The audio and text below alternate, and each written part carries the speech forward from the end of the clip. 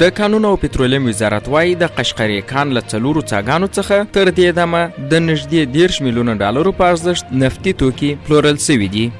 یاد دې وي چې د کانونو او پترولیم وزارت د روان کال د وریځو میاشتې په 19مه د قشقري د تیلو کان د استخراجولو کار پیل کړ او له دغه کان څخه هره ورځ د 150,000 امریکایي ډالرو په ارزښت 200 ټنه تیل استخراجوي. اوچا وایي که څه هم 2022 میلادي کال کې مرستندویه ادارو افغانستان کې 15.3 میلیونه وګړو ته مرستې رسولي، خو اړتیاوې لا هم زیاتې دي. اوچا د یوې خبرپاڼې په خپرولو سره ویلي اړتیاوو ته په کتو سره د سږني کال لید په بېسارې توګه مبهم او ستونزمن ښکاري.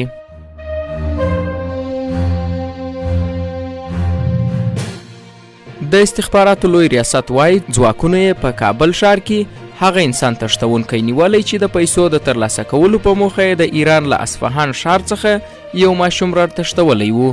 د یاد ریاست په وینا ژغورل سوی ماشوم روغ رمټ خپلې کورنۍ ته سپارل سوی دی. د ترکیې په سویل ختیځ کې د ریشتر په کچه 7.8 درجې زلزله سوې ده. د رسنیو د راپورونو په اساس دې زلزلې زیاتې ودانۍ نړولي او لږ تر لږه 500 کسان پکښې مړه سوي چې ښایي د مرګ ژوبلې کچه نوره هم لوړه سي.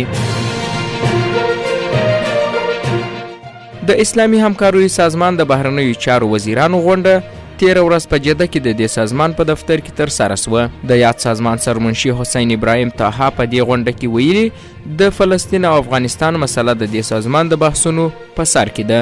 نوموړي همداراز د افغانستان په اړه د دې سازمان د اجرایي کمیټې فوق‌العاده غونډې ته په اشارې ویلي په دې غونډه کې د افغانستان لپاره د دې سازمان د ځانګړي استازي طارق علي بخیت له لارې د سرپرست حکومت له چارواکو سره د تعامل په ګډون ځینې سپارښتنې سوي دي.